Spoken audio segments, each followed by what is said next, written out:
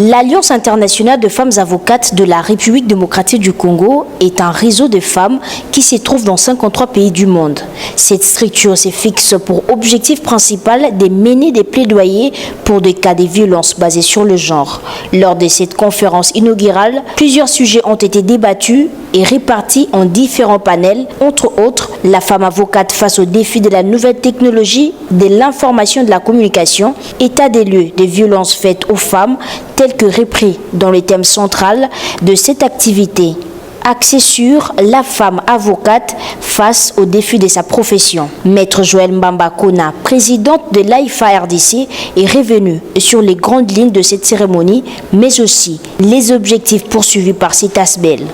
Il était question de présenter AIFA RDC au grand public, également de présenter les nouvelles technologies de l'information et de communication comme outils pouvant permettre à la femme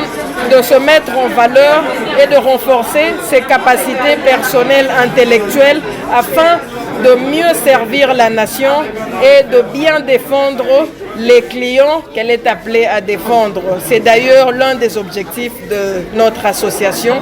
mais également de faire un bilan, un état des lieux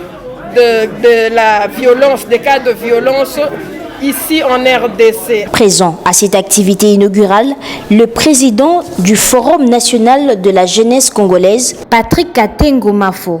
a salué l'initiative de la création de l'AIFA RDC et a affirmé poursuivre les mêmes combats de violences basées sur le genre. Leurs objectifs cadrent avec les soucis du Forum national de la jeunesse et surtout que l'un des objectifs tient à éveiller la conscience des femmes qui se taisent à travers la République démocratique du Congo et que cette association tient à se battre pour le droit des femmes à travers notre pays et à travers le monde. Nous nous sommes dit que c'est pratiquement une association